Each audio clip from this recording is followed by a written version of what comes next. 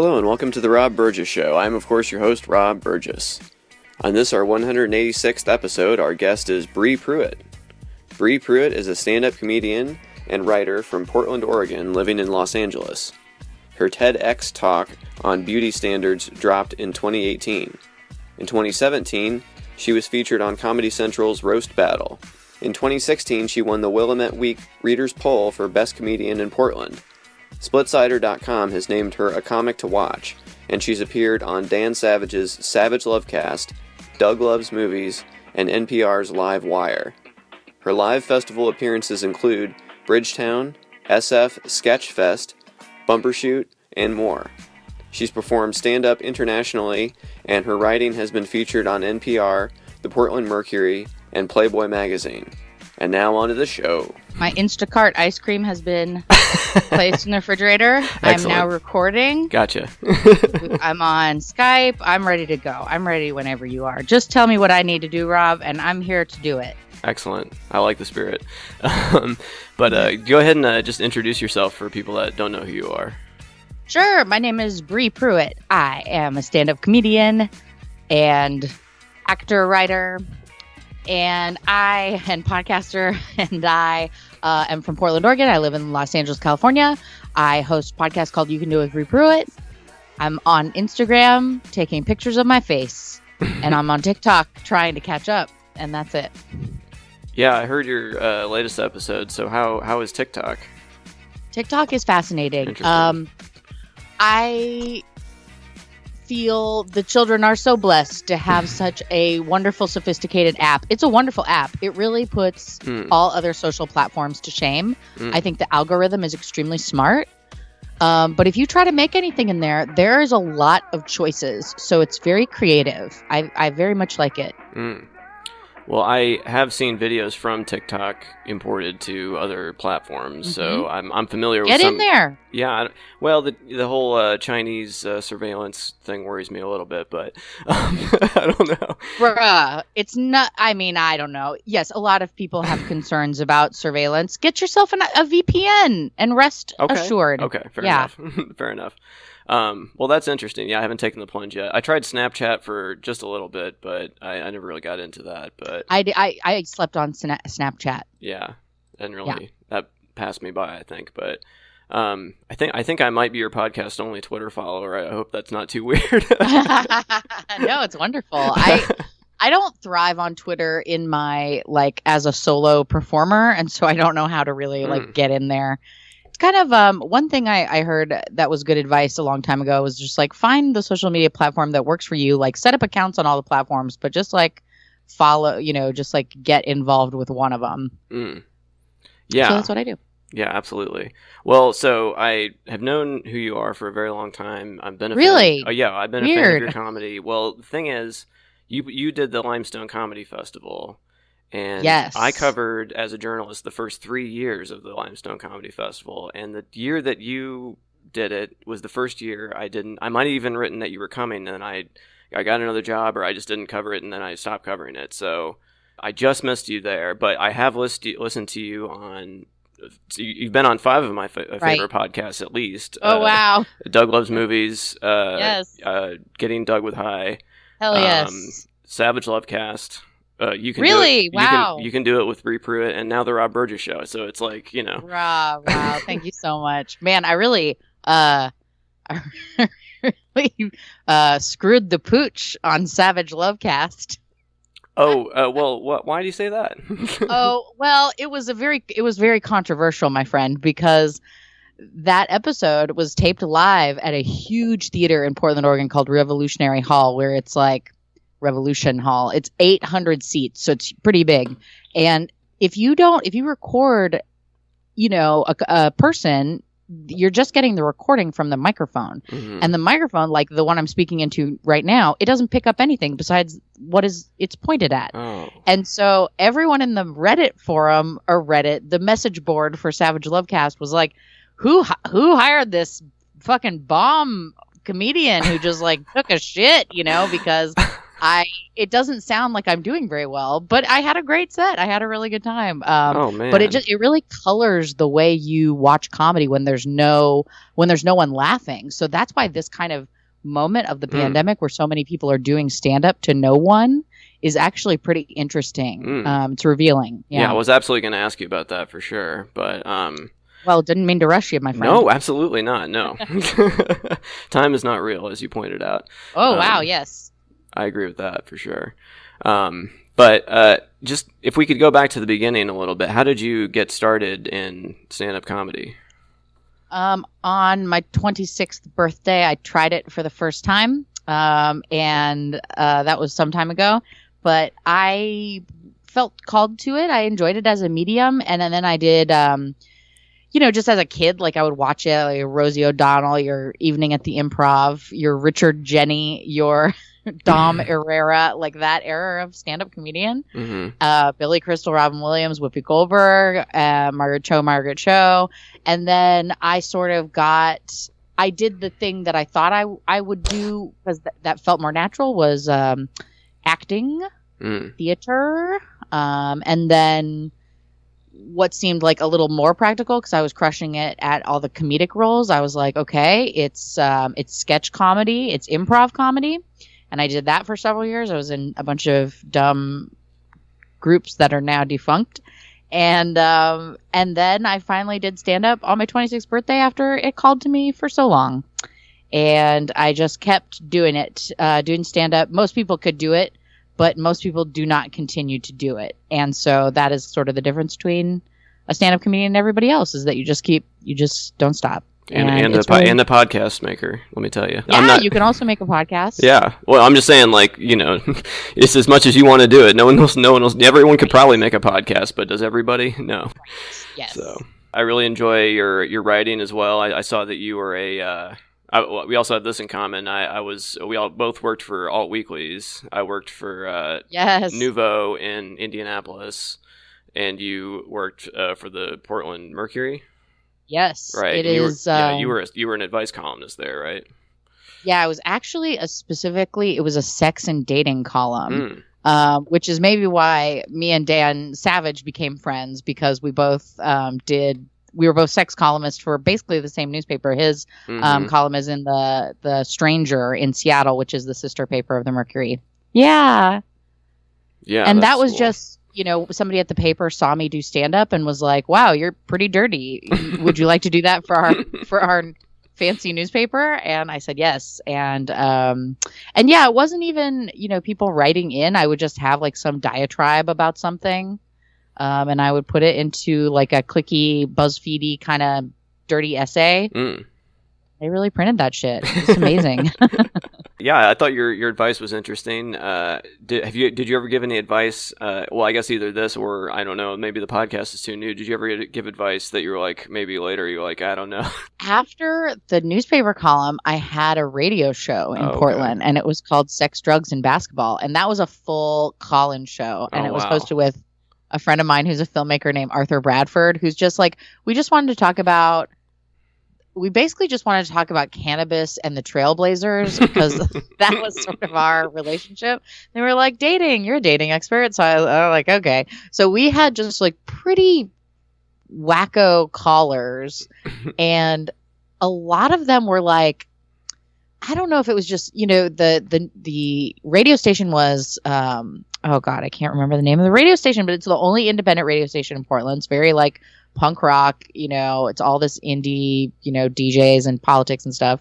And so a lot of the callers were like young guys, and they would just ask like wildly problematic stuff about like, what if I did this, or like, I'm trying to remember anything that came to mind. I mean, I don't want to like share anything that was like too, like nothing was even that coherent, you know what I mean? Like it was a call-in show, but yeah, I certainly remember being like, oh boy, I don't know. Receiving any of this, like I would definitely like tell them some like straight shooting like intense shit and hope that something stuck, you know what I mean? Yeah, if you say things in public long enough, you'll eventually have to eat some crow. I've definitely done that myself. If anything, it would just be like go to therapy. Couldn't hurt, Oh yeah, definitely. But you live in Los Angeles now. Yeah. When did you move to Los Angeles? I've been here for about 4 years this March. Mm-hmm. Was that a hard transition from your Yeah. hometown?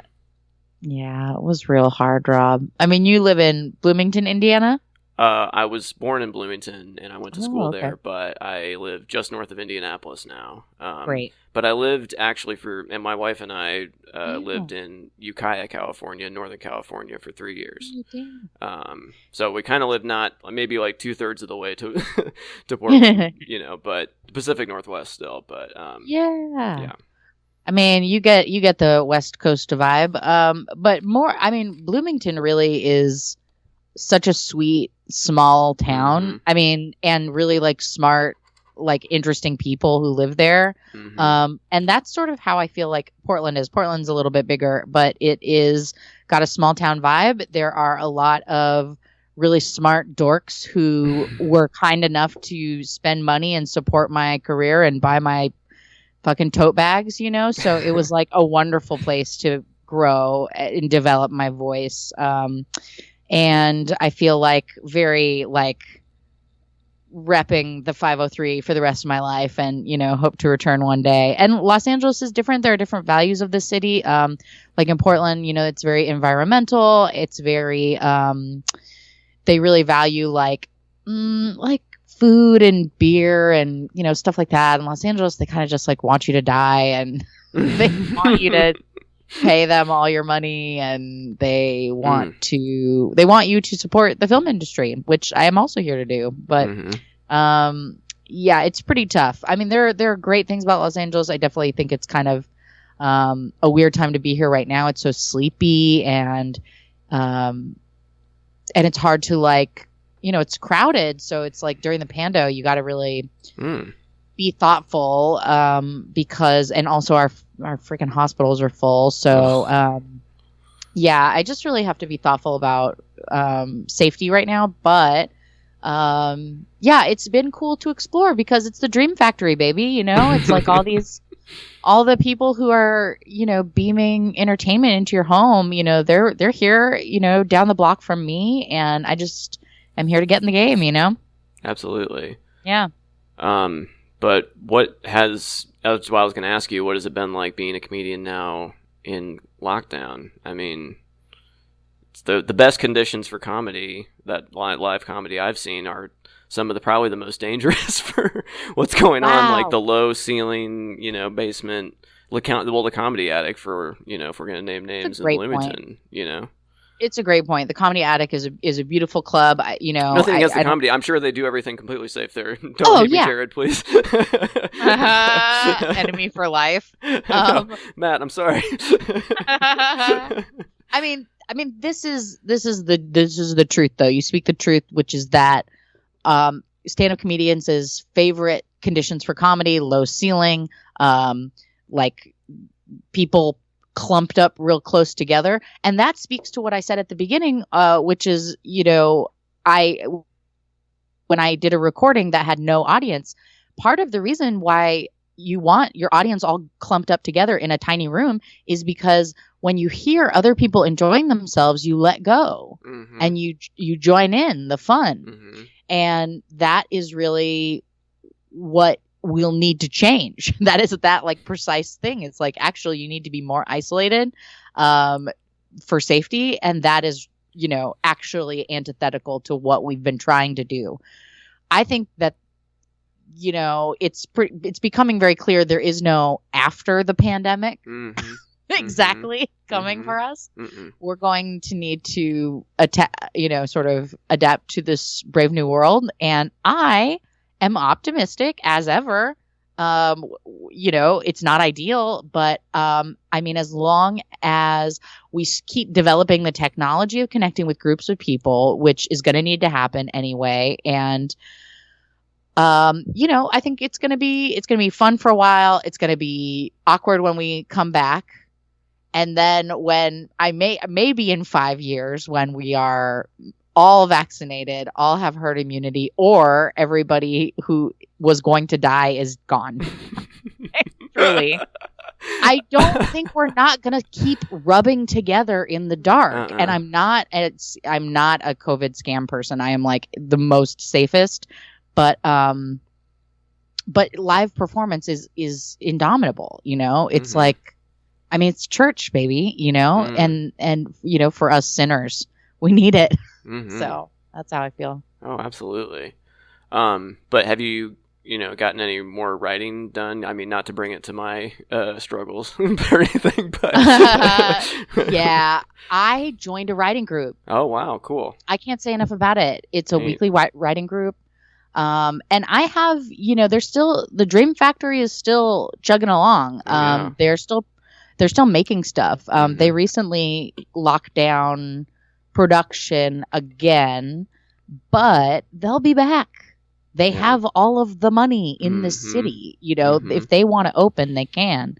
And, frankly, if any industry was going to open, I think that there's a lot of unions involved. If it's like, your 20th Century Fox or your Paramount.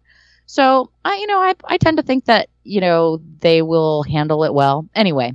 So I'm trying to write, get some ideas going, trying to create worlds. I mean, there's so much content, and I've watched like almost all of it in the pandemic. Yeah. I have watched so much, Rob. Oh, I know. Me too. No, you have kids. I have watched everything. Yeah, I haven't watched everything. All things. I've watched Frozen this is what a I'm lot saying. of times. Like, I don't have kids. I have old episodes of Survivor to watch. Yeah. Well, my wife and I were just watching 90 Day Fiancé before we were... Ooh, which one? Tell me which one. I think it's the most recent one. The most recent season that came out. Yeah. Okay. South Africa, Dominican Republic. Yeah. Very good. I watched... I don't know if I've missed any in between, but I'm pretty sure I saw even all the beginning seasons, and I think I may have seen all the Other Way or 90 The Other Way is the best. Mm-hmm.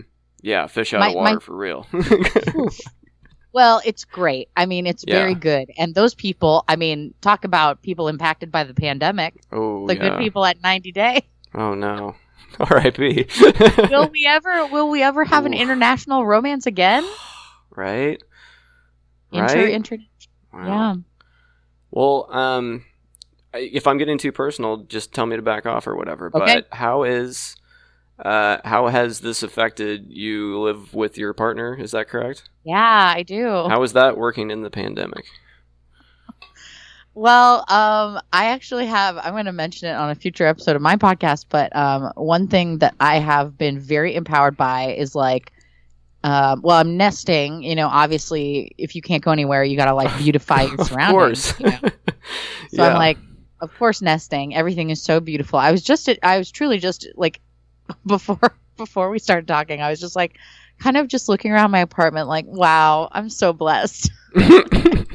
It's everything I like. I like it. It's so small. But one thing I've been doing to cope with the size and like just the proximity is hanging curtains everywhere. So it's like a very small apartment, but I hung this curtain around my bed like Ebenezer Scrooge, and it's like so good. Oh wow.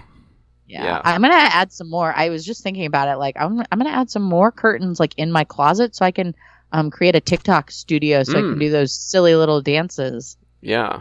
You can blow up on that. I've seen it happen. I just want to do funny little dances.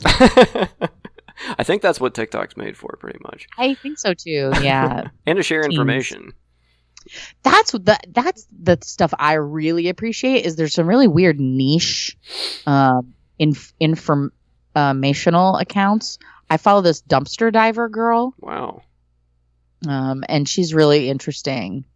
Dumpster diver, you got finances, you got crypto investment, Yeah, it's pretty crazy.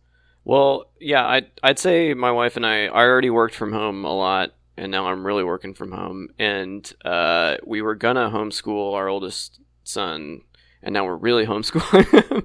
So it's not like that's that different. It's just like now it's like you can't do it. Yeah. Although I live in a red state, and some people are just going. It's like nothing's going on.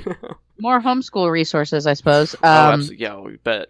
But what I was just thinking about is like how the Pando really cranks up the timetable on your family planning. Mm-hmm. You know what I mean? Oh, like yeah. all the choices that you said you were about to make. Just like, those just got made. Well, yeah. Well, I will tell you that in 2020, I delivered my daughter unassisted in the bathtub with my wife. Get out. No. Wow. Yep. Unexpected. Congrats. So, thank you. It was very exciting. That's amazing. My sister, she had a baby this year, and it only took her 5 hours from That's fast. The door of the hospital. Goodness. Yeah. And I was like, damn, dude, you just should have stayed home. I know. Exactly. But my wife said she didn't want to go to that appointment. She didn't want to go to the hospital, and I think I think maybe subconsciously she was like, this is probably safer just to do this here, and it worked out. Couldn't have planned it better. And then it just happened. Oh, couldn't have planned. I would have cleaned the tub beforehand if I'd known, but other than that, Smart. It was like, yeah. Wow, congrats, dude. That's amazing. I know. But yeah, like you said, it moves things up, It's like, well, I don't have time to really mess around here. Like, if you're going to do something, you got to do something. And that's part of why I reached out to you, to be honest. Like, there's a lot of pressure, I feel like, on, if you call yourself a writer, that people are always throwing the King Lear, Shakespeare wrote that during a pandemic and lockdown. Where's your King Lear, loser? And then November every year is just another chance to hurt my feelings when I don't complete another novel for National Novel Writing Month. And, it's like I have all these lofty dreams, and it's like, okay, you want to go on a writing retreat? Now here it is. Deal with it. And it's like, I don't know about this. No, Rob, I mean, I know I don't need to tell you this, but this is not your writing retreat. just really? So you know, just in case you needed a reminder today, that's not what's happening. You delivered a baby in a bathtub. That's not the year. That's not the year. Yeah, this is not the year that Rob wrote his book. No, it's the year that Rob delivered a baby in the bathtub. And you're going to have that baby bathtub stuff. This is what I say, you creatives, you got to have the shit to fertilize the future, Sure. And it's, you don't have to, I don't know. It's this toxic rise and grind, new year, new you, January thing. Oh yeah, I feel it. That's heavy right now. It's everywhere. I mean, these people, relax. And it's, what it is? It's because marketing people haven't lost their job because they're very prized in the company. So commercials and content is still going out, and it's like, bro, what are you selling? Let's survive. I don't want to get fucking Slim Fast and all these Weight Watchers and shit. Bro, it's a pandemic. We might starve. Yeah. Go nuts. Have a cookie. You know what I mean? Have a cookie. Why not? Please. Yeah. Indeed. Oh boy. Man, I completely lost my train of thought there. That's okay. We're riffing. Absolutely. No, I usually write out questions, but I thought we'd probably be able to get through it. Yeah. But anyway, I really like your podcast. It's really cool. Thanks, dude. I think it's a lot of fun. And, here's something I want to tell you as a fan of your comedy and a fan of you, is that you don't need to feel any kind of shame or anything about just being a solo episode.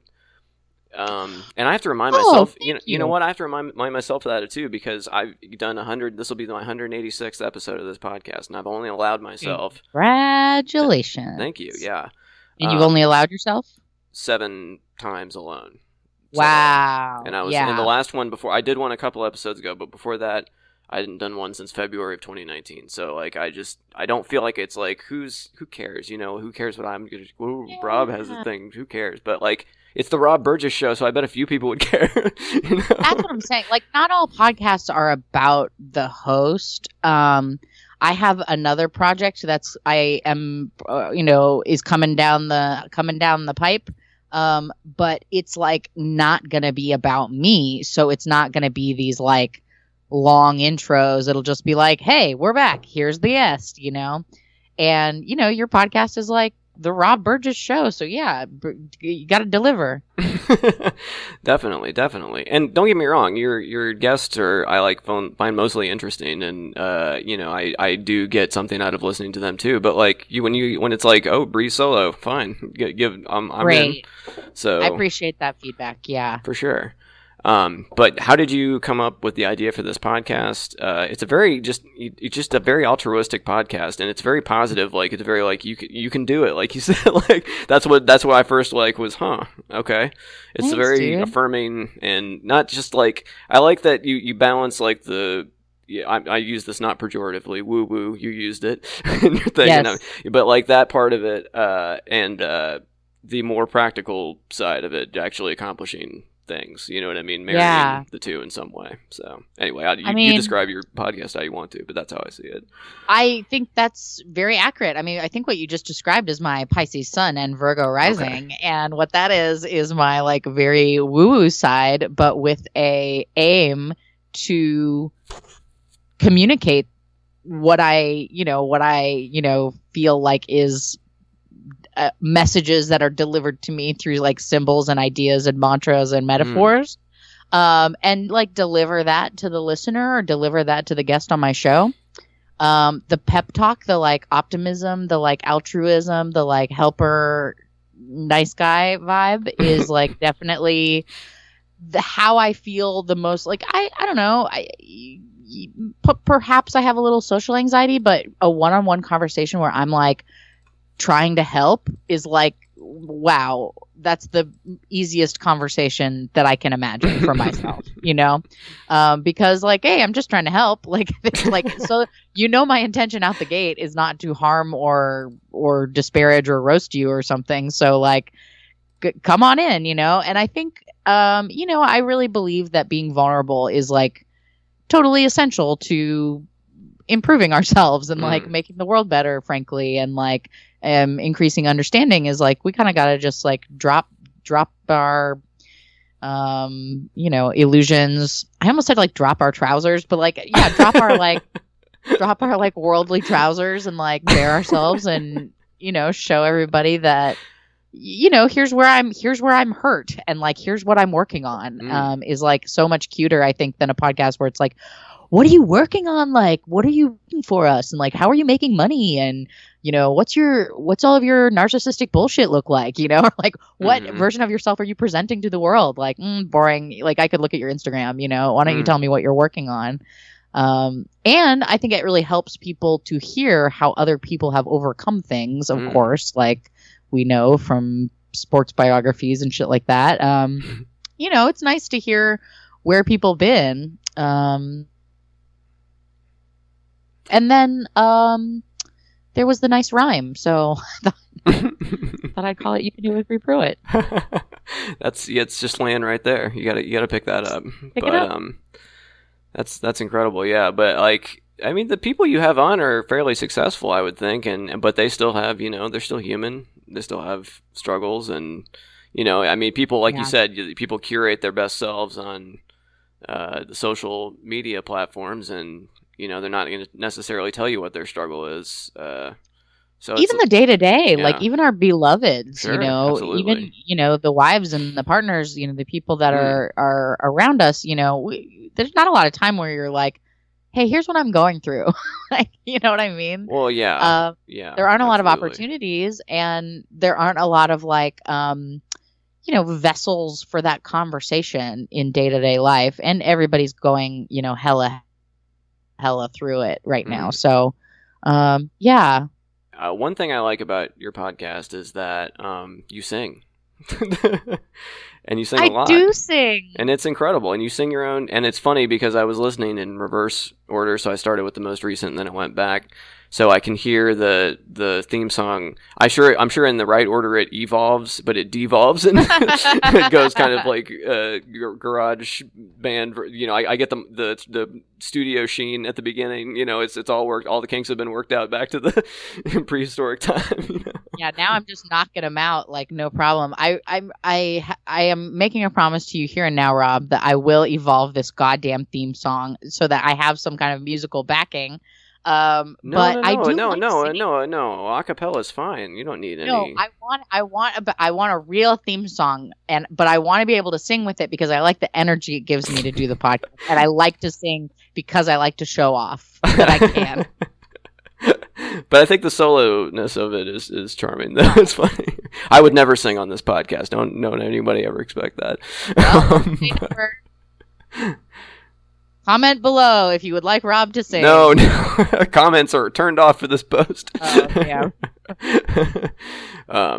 But yeah, that's fun. That's cool. It's another thing I like. It also amuses me to no end how you feel the need to mention once an episode at least that is not an astrology podcast, even though I listen to probably 24 podcasts on a regular basis, and you probably mention astrology more than probably any of them combined. So I would say in my world it is an astrology podcast. But Rob, that's why I have to adamantly just completely state so clearly that it is not an astrology podcast because I talk about astrology nonstop. But But are the astrology police going to come get you if you practice without a license police over here? I mean, what is the worst that's going to happen? Police. You think? Yeah, some Jupiter cop is going to come. Jupiter cop. It'll probably be Saturn. Some Saturn enthusiast is going to bust my chops. No, I mean, part of it, Rob, to give you a little bit of a real answer to your funny question, is I do say that it's not an astrology podcast because you know how in the girls with crystals community, it kind of is just all right, we get it. You probably just are into whatever. You're probably just into astrology and energy and dream catchers and all the shit you can buy at Urban Outfitters and give yourself a whole identity. And that sucks. It really sucks because a lot of the things that I use, a lot of the tools that I use to navigate this world, a lot of spiritual things, have been a little bit co-opted and marketed. And astrology is one that is really having a moment, I will say. I've always known my sun sign. I've always kind of known the phases of the year. I know in Capricorn is, I've always known okay, it's Capricorn season, focus on your money, focus on work, done, And now it seems like everybody is a friggin' expert, and I think there's a lot of narcissism that comes with astrology specifically because it's kind of a way to analyze your own self. Whereas, I think tarot cards are, they're Jungian archetypes that have links to psychology, have links to, ancient spiritual practices that are beyond Christianity, beyond Islam, so I think there's a little bit more legitimacy than the other woo-woo arts. And astrology is it's a very detailed, for real practice, a real study. And I'm not that girl. I'm a girl with crystals level astrologer. And so that's kind of why I like to make that distinction. But I also like to bring it in to my pod because it's part of my life. And it's also something that we can share because the phases of the moon are literally above all of our heads, and it's a very kind of collectivist vibe. Yeah. I'm almost afraid to tell you what my sign is. Okay. Don't worry about it. Because I've heard you speak on this before, and I feel like you have some maybe correct, but stereotypical views of my sign. And see, here I am, somebody that wouldn't say I necessarily ascribe to this, getting all defensive about it. Well, okay, here's the tea is that all humans have all placements of all planets. You know what I mean? So say you are a Leo and you named your show The Rob Burgess Show because it's Rob Burgess's show. Yeah. Well, then, it might not be that you're a Leo sun, but maybe you have Leo rising, and like that's sort of how you present yourself to the world. And you're actually a Gemini sun, and so you're a little chatterbox. So maybe something like that. Well, I am a Taurus, I will just say. Oh, that's great. We love a Taurus working every day, putting out podcasts. Absolutely. Yeah. But my wife is Cancer, and our son has the same birthday as my wife. Oh, double Cancer. Yeah. And then a lot of waterworks around there, huh? Oh, yeah, absolutely. A lot of wet eyes at the old Burgess household, huh? I'm trying to keep people happy around here. That's all I'm doing. Good for you. Chocolate, baby. Bring it. Candy, sweets. Absolutely. Sweetness, flowers. Absolutely. Trying. Yeah.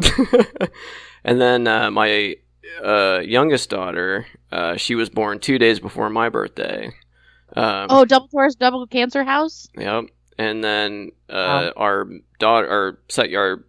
older daughter, middle child, Emerald, she is a Gemini. Oh, perfect. Yes. You can switch. Yeah. Oh, yeah. Back and forth. Oh, yeah. And the thing that I think you said about that sign one time was that they're entertaining themselves or something, and that.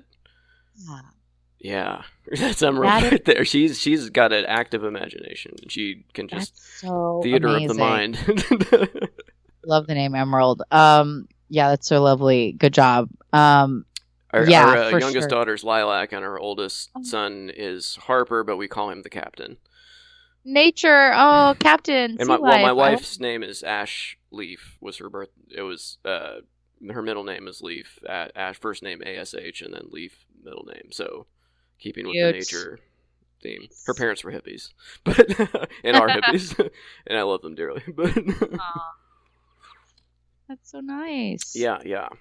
But how much do you put into that? I mean, because the thing is, I want to be having a skeptical eye, but it is, every time I've heard something about people, and I know their sign, I'm like, yeah. Mm-hmm. That makes sense. I think, we were having a conversation earlier about social media and how, if one of the platforms resonates with you, that's what you should do. And that's how I feel about all spirituality.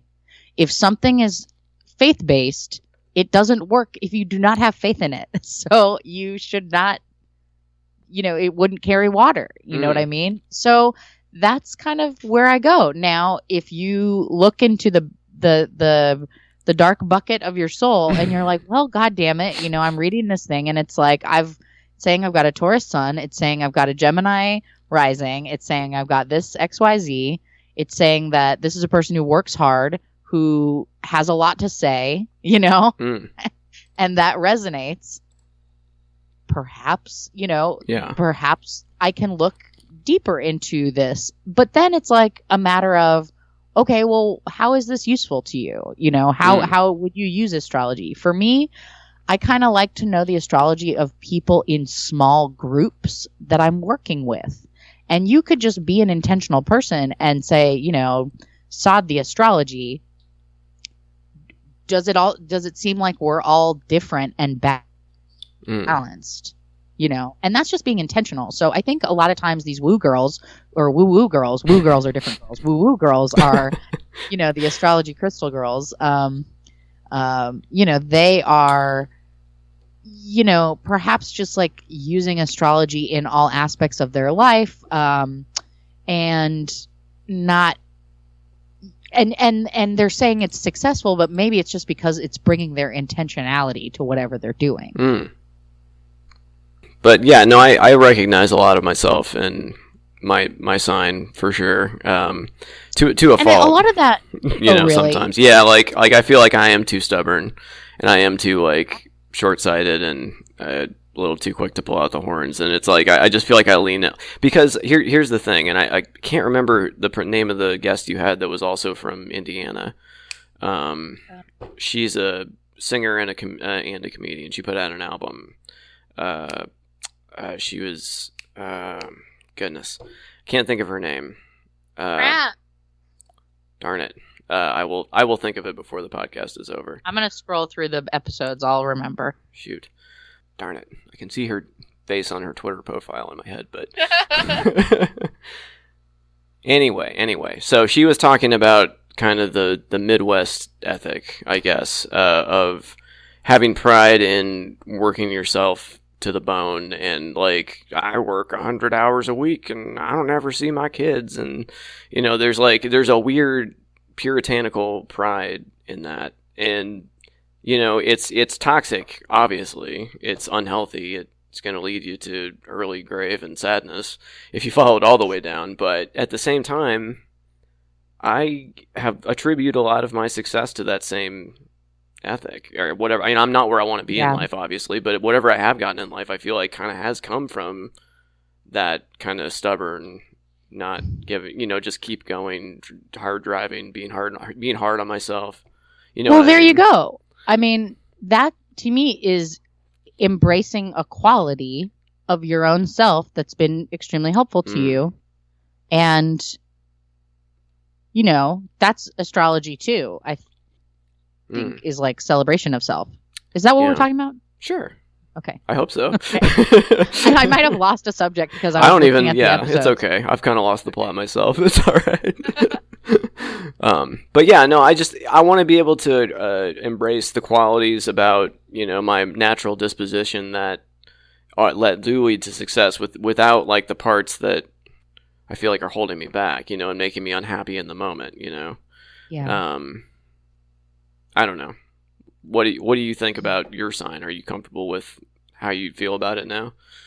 Yeah, dude. Cool. Yeah, so my sun sign is Pisces, and Pisces is like the dreamy drunkard of the zodiac, the dreamy drunkard mystic. It's like the old crazy lady who's got all the secrets, but it's also like Kurt Cobain and it's also Jesus Christ. Like it's just kind of like a messy, like spiritually wise person. And that's my sun sign. So but all of my other placements are pretty like earthy and together and like on time and everything else. So kind of feel like like all my other placements are like scaffolding to like hold up a building that's been built with like sea glass or something, like bottles and clay, it's just like some like eccentric artist's garbage house. That's sort of how but it's working, and I think astrology is a way to understand self, but also just through all these years of figuring out, and it kind of does feel like that, like a house in progress. Like you're always kind of like, well, I really feel like I function better when I do chores every day and my chores get finished and my lunch dishes are done before I start cooking dinner. And it's like, oh man, I sure am in my 30s and like I'm learning things that work for me on the day to day, and the bigger lessons, like other Pisces, like I'm too sensitive to watch horror films. Like I'm too tender to participate in like the most violent TV and stuff. What else? Like I'm emotional and also like it takes me a really long time to process through emotions. So that's something like if I had a really intense Taurus placement, actually I do have my moon is in Taurus. I might not be comfortable with just chilling on my emotions because I'd be like, oh, I should work. And actually I kind of do feel that way. And so over time I've had to deal with that. Oh yeah. Lisa Curry was the person I was trying to think of. Oh yeah, Lisa Curry's great. Does she have a music album? No, she has a comedy album out. Oh, I must be mixing her up with somebody else, I guess. But yes, I remember that she discussed that. I think that was her. Yeah, she's dope. She just started a podcast too. I don't know what it's about, but yeah. But what about tarot cards? Because my mother-in-law collects tarot cards, and she's even got some Christian ones too, which are interesting. Ooh. Because I know, right? These Christians, get out of here. Leave my thing alone. Oh my! Christian. I think I stumbled on something here. Well, you just remember that being a witch was punishable by death. Not that long ago. So I kind of take issue with those witch murderers appropriating our thing. No. I'm so glad. I'm so glad when anybody finds something that's useful to them. I'll tell you what, though, like, it was not chill for me to have tarot cards in my Catholic-ass church when I was little. So. Oh, okay. So I was going to ask you about kind of where you came from with this because, all right, so I grew up Episcopalian, so most of the way Catholic, but not quite. Yeah. Oh, really? Oh, that's an interesting way. I didn't know that that's what Episcopalian was. Well, it was a schism from the, because it goes back to Henry VIII. Wanted to get divorced and then he couldn't, and then he said, okay, I'm just going to start a church and I'll do that. And then I don't know when he cut people's heads off, probably before, during, and after, but anyway, that was the start of the Church of England, and which became the Episcopal Church. But it's from much the same way Lutheranism, so I know a lot of the same mass, I guess, Judeo-Christian ethic, very close in so so I think, I think actually all of the modern static between like the Christian church and tarot cards would be the sort of satanic panic about the pentagrams, or pentacles, as I would say. And pentacles is a symbol in like all ancient, very pre-Christian, study, and it was just like the 5 pillars of man. It was just like, I can't remember, but it's like nature, it's like elemental plus spirit, it's just like very simple. And in most sort of archetypal study, it means just like of the earth, and in the tarot cards it just means of the earth. But because, like, I don't know, Aleister Crowley kind of got a bad rap, and then like you got your what's his name, Manson, pentacles, like pentacle appropriation happened basically. I'm sure L. Ron Hubbard like, got involved at some point too. Yeah, there's probably just some like fucking dickhead like secret society white guys were just like, let's steal a bunch of these occult symbols. But pentacles mean of the earth in a tarot deck. Swords mean like drama and action. Wands mean air, like spirituality and perspective, and cups mean emotional water. And it's pretty simple. It's a pretty simple language, but as I said, like people really respect Jung in the psychological community. He was like a student of Freud's, and he's like, man, these symbols really carry a lot of weight. Socrates talked about symbols. Like, it's all very science-backed, actually, the tarot deck is. There are some people who use it for fortune telling and stuff like that, and I probably wouldn't truck with those folks as much, but generally, it's like a way to talk to your own self. You draw a card, you ask a very, very specific question, and then you let the sort of the images and the symbols of the card hit you, and usually you'll learn something from yourself about why you had a thought, or why you were like, feel like that's a yes or no, or whatever. It's if you are listening and you're called to fuck with tarot cards, like, go buy a deck. It won't hurt you, and they are not satanic, and they're if anything, could be like interesting creative prompts, which I have seen some people, some friends of mine do, to like write songs or write stories. They're really rich tableaus. Each card is like I'm looking, my card for the day was a 6 of Swords, and it's like a dude ferrying a boat while a girl and her son are like cloaked in a cape, and it's like, whoa, something happened. Just drama, and it's like interesting to tell yourself little stories about what that could mean, and yeah, it just keeps life a little bit more fanciful and keeps you on your toes. But how did you get from growing up Catholic to where you are now? Dude, it just the freaky deakies, they called to me. The woo-woos, for the fairies in the mist. I was Catholic. I read the Bible when I was 11 years old, and I was like, this is very silly. And I was like, wow, women are really demonized in this book. And then I was like, let me get some space, from this. And I think there are symbols in, like I'm saying, there's symbols in tarot that really resonate with me. There's symbols in Catholicism, Christianity, freaking, especially Jesuit Catholicism. Like, there's, saints, there's meditations, there's all kinds of like interesting symbols in like a lot of different religions. And why do I pick and choose? Well, because it's faith, baby. It's a faith-based, religion is about faith, and you should, develop your own spirituality, I think, because going through some interloper cleric is, it's problematic, as we have hella seen in the 21st century. And,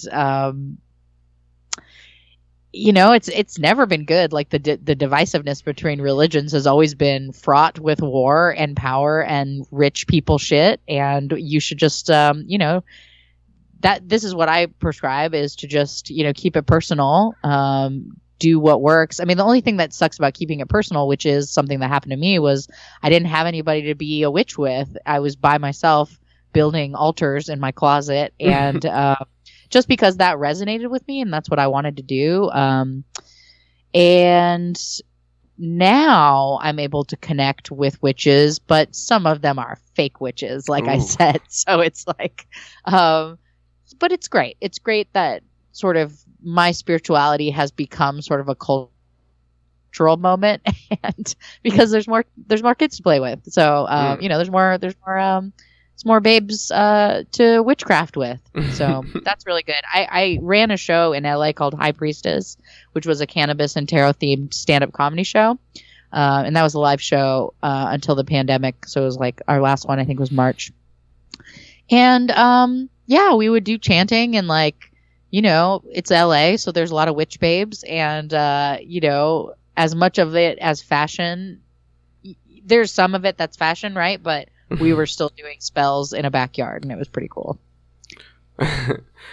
Well, that's cool. Yeah, I mean, it's like, it's one of those things where, it's if you grow up with something, it's hard to completely get the idea that there is something out of you, and I don't know. Yeah, I kind of feel like that. Were you hella Catholic or Episcopalian? In retrospect, probably a little bit. Yeah, I mean, we went to church pretty much every weekend. But like, I think the thing that really got me was that I was a first camper and then counselor at a church camp, and had many formative experiences through that, which is exactly, I'm sure, the point of why religions do this. But it definitely, like, it's once you get it into your head, it's hard to get out. And even if you're logically trying to think about it, or maybe trying to think about something else, it's hard to. I don't know though, man. Like, you spent a bunch of summers in the trees, presumably, with like a lot of natural beauty, and then you were praying, and praying is real. I don't know if you're an atheist now, but no, I wouldn't say I'm an atheist. Okay, I just don't know. Like, you're sharing spiritual space in the woods. I mean, you're basically a druid. I don't know. Christians are druids. Deal with it. Hot takes. Camp counselors are druids. No, I guess what I mean really is, thought like, about it like that before. you don't have to, you don't have to sever anything that you got out of it, with any kind of logic that you put on it now. Like, I had a lot of meaningful spiritual experiences when I went to Christian camp. I always used to go with my like very Presbyterian ass friends. I mean, it's like, it's just singing the problem wonderful. that you're talking about singing, and yes, there was that. I played guitar since I was 12 years old, and it's partially because of that. And a lot of the first songs I learned how to play were those songs, and it would be hard for me to sing a lot of those songs with a straight face now. I don't know. You know what I mean? It's like, it's like, what's that? Well, I was just thinking, like, that sucks. They're silly words, maybe, but like, the vibrations from the guitar strings and your vocal cords, like that's all God, that's all communing with something greater than our bodies and our earthly selves. Yeah. IMO. Absolutely. Right. Definitely. But yeah, well, thank you so much for. I don't want to take up your whole night. I've taken almost an hour here, so that's more than enough. Okay. But I really appreciate you talking with me for so long. And before we go, I always ask what music you've been listening to lately. Great question. I'm on a real. I almost exclusively listen to R&B music. Nice. I like it. I like low RPMs or beats per minute. I like it real slow and low. And I love Blood Orange very much. And I found like the Tiny Desk concert and the like Pitchfork concert on YouTube. And that's been really fun. Blood Orange.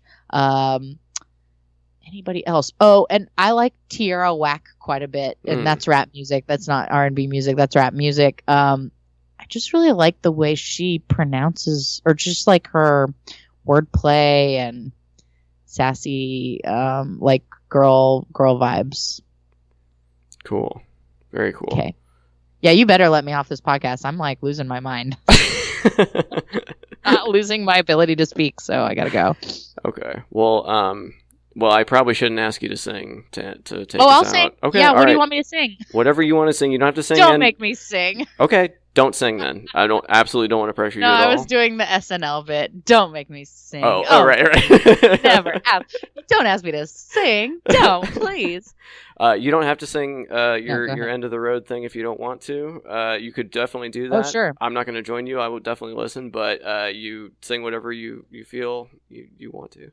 Fantastic. I'll sign off from the Rob Burgess Show the way I sign off from every episode of You Can Do It with Bri Pruett by saying the very end of the road by Boyz II Men. And it goes like this. And now we've come to the end of the road, and I can't let go. It's so natural. You belong to me. I belong to you. Wow. I love it. Thanks, you so Rob. much. Have a great night.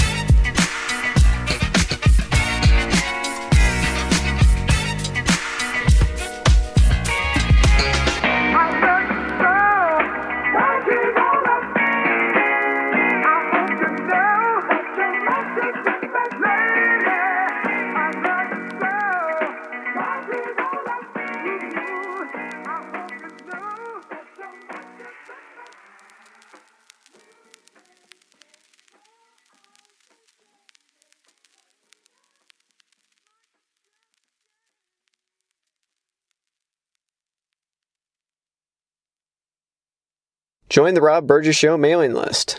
Go to tinyletter.com/The Rob Burgess Show and type in your email address. Then respond to the automatic message.